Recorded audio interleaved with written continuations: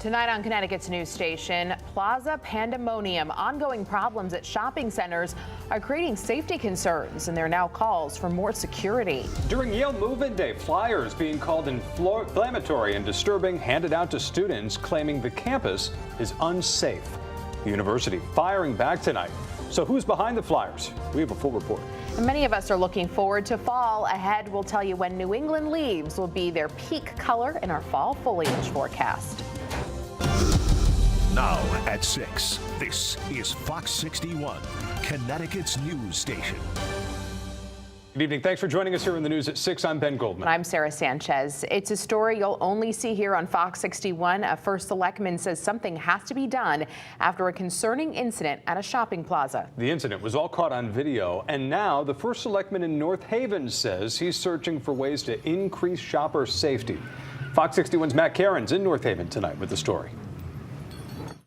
Well, if you're going to attract businesses to North Haven, shoppers first need to feel safe. This incident unfolding here at the North Haven Pavilion Plaza. You can see the Mad Rag store over my shoulder. It's open for business today, but with a boarded up entrance, a close call, and luckily nobody was hurt. During this tax-free week, Mad Rag in the North Haven Pavilion Plaza is bringing new meaning to the term doorbuster. This white sedan smashing through the storefront over the weekend before speeding off. Watch out! Stunned shoppers pulling out their phones to record. The dog came out the window. They threw him back in the car and sped off, and the glass went flying. The perpetrator shattering more than just glass. A sense of safety, too. We showed shoppers the video. Where I park, being very mindful that I don't have anything on the seats of my car, double checking, triple checking to make sure the car is locked. Nearby, the Target store is affixed with concrete barriers to stop vehicles from plowing through their entrance.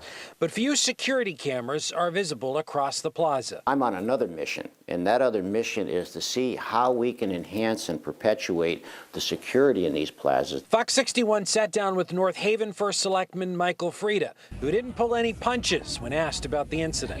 Yeah, I'm very concerned. A message to the suspect who sped away. You can run, but you're not going to hide, because we're going to find you, and we're going to arrest you. But it's what happens after an arrest that Frieda thinks needs to change. A judicial system that holds people accountable. Takeovers, closures, crimes, catalytic converter break-ins, cars being stolen. There has to be consequences. Shopping plaza pandemonium has been on the rise across Connecticut, with incidents ranging from Hamden Plaza to the Lowe's Plaza in Meriden. Now, we did make multiple attempts to reach out to the shopping plaza's owner, the National Realty and Development Corporation. We wanted to see if they were interested in beefing up security here to the plaza. They told us no comment. Reporting in North Haven, Matt Caron, Fox 61, Connecticut's news station. Thank you, Matt. Breaking tonight, 10 people are without a home after a fire in New Haven. This was the scene about a half hour ago on East Street. Officials on scene say the fire broke out around 4:45 this afternoon. The fire started on the 3rd floor of this home. Thankfully, everyone got out okay. 3 pets had to be rescued. We saw smoke, so automatically I ran, and I ran over to the house where the fire was at, and I ended up going inside the house and getting everybody out. I heard dogs, and I ran up on the 3rd floor where the fire was at. It was a lot of smoke. I hear the dogs barking, and then I heard like the windows crackling, so that was the time for me to get out. The Red Cross is assisting 3 families, so they have a place to stay tonight. There's no word yet on a cause for that fire. 2 officers are recovering tonight after being stabbed at a correctional facility in Newtown. It happened at the Garner Correctional Institute around 8:30 this morning when an inmate was in the process of being escorted to another facility. The Department of Corrections says the suspect stabbed one of the officers in the neck, the other in the torso with a makeshift sharpened toothbrush. Both staff members were taken to the hospital, treated, and released. An investigation is ongoing. Leaders at Yale are condemning flyers distributed by the police union to first-year students on Move-In Day. They're calling the flyers disparaging. Those flyers tell new students the campus in the surrounding city of New Haven aren't safe. Fox 61's New Haven County Bureau reporter Julia LeBlanc joins us near Yale's campus with more on this story. Julia. This here is a picture of the flyer sent to Yale students as they were moving in over the weekend, titled A Survival Guide for First-Year Students of Yale University. This is something that the head of the police department and city leaders in New Haven are calling appalling, but union leaders, which sent it out, say they're doing this to keep students safe. To do this is childish and is selfish. Strong words from New Haven city leaders and public safety officials with Yale University. We do not support this. And to be quite frank, I'm really disgusted. This all after members of the Yale Police Union distributed these flyers over the weekend to first-year students as they were moving in, acting as a survival guide, telling them it's not safe to be out after 8 p.m. and avoid going off campus. Next to an icon with a skull on it, it says, "Good luck." It was really scary. It was alarming. Isabella Caltita saw the flyer when she was moving in with her mom on Sunday. My mom was pretty scared about it too, just because, you know, I'm her only daughter, so it's like, and I'm moving so far from home. But after hearing from university leaders about this, Caltita says she's feeling better about her new school and its surrounding city. It's a beautiful city. As to why the union sent this message out, Yale Police Chief Anthony Campbell says it's connected to union contract negotiations, now in their early stages. When the university approached them with their proposed dollar amount for the contract, they were offended, and that members of the board of the union decided that something needed to be done.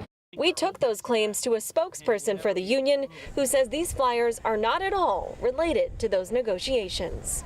I think they feel an obligation to make sure that students don't fall victim to crimes while they're attending Yale University. Andrew Matthews says it's all in response to crime rates at Yale and throughout New Haven. They have motor vehicles chasing each other down the streets of New Haven, shooting at one another. If you or your children were to go to Yale University, wouldn't you want to know that? Now, the vice president for public safety at Yale says violent crime is down on campus. In fact, he says robberies are down by 30% this year in comparison to last year. It's a similar story in the surrounding city of New Haven. However, homicides have doubled in the city. We are in New Haven. Julia LeBlanc, Fox 61, Connecticut's news station. Julia, thank you. A call for action in self-defense amid a violent summer season. Activists in Hartford are calling for the community to take matters into its own hands amid deadly gun violence. It wouldn't be the first call for vigilant efforts in Hartford's North End, but some on the front line say more guns isn't the answer. Fox 61's Samaya Hernandez is on Barber Street in Hartford to explain who's calling for citizens to be legally armed. Samaya. This effort is coming from a coalition of gun rights groups here in Hartford, but they say the real impetus is coming from a frustrated community. Cornell Lewis teaches self-defense and leads a coalition of activists seeking to defend a community from drug lords and deadly gun violence.